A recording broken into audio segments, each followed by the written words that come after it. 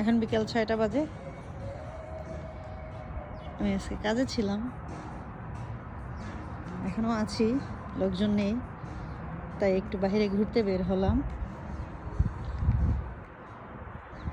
এখানে একটা গাছে ফুল ফুটছে, কয়েকদিন পর্যন্ত দেখতেছি, ভাবতেছি বের হব, বাট গত দুদিন প্রচুর বৃষ্টি ছিল, এত বৃষ্টি আর অন্ধকার মেঘ, যার কারণে বের হতে পারিনি। একটু রোদ দেখলে বের হতে ইচ্ছা করে। আজকে আবার সকাল থেকে মোটামুটি রোদ ছিল, ঠান্ডাও আছে, বাট একটু বিজি ছিলাম, ভালোই একটু কাজ ছিল, তো যার কারণে আর সারাদিন সময় হয়নি। আর আজকে আমি বাসাও যাইনি। নর্মালি আমি 6টা-7টায় চলে যাই, আজকে 8টায় যাব, যার কারণে থেকে গেলাম।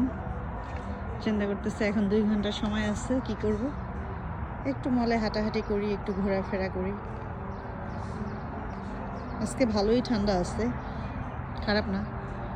তো এটা হচ্ছে চেরি গাছ, এটাও চেরি গাছ, ছোট ছোট, এটাতে ফুল সব ফুটছে, বাট এখানে ফুটে না, এখানে অর্ধেক ফুটছে, এই যে একটুখানি ফুটছে, এই যে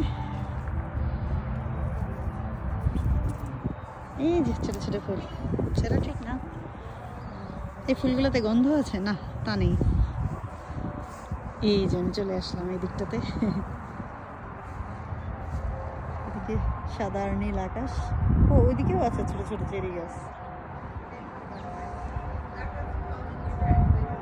তো মলে সকাল থেকে লোক আসে, 11টার পর থেকে দুপুর 1টা-1:30টা পর্যন্ত প্রচুর লোকজন থাকে।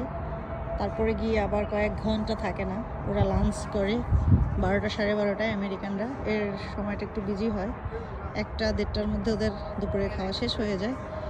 তারপরে আবার ডিনারে 4টার পর থেকে, বেসিক্যালি ওরা 5টায় ওদের ডিনার শুরু করে, তো তখন আবার একটু লোকজন হয়, ডিনারে আসে।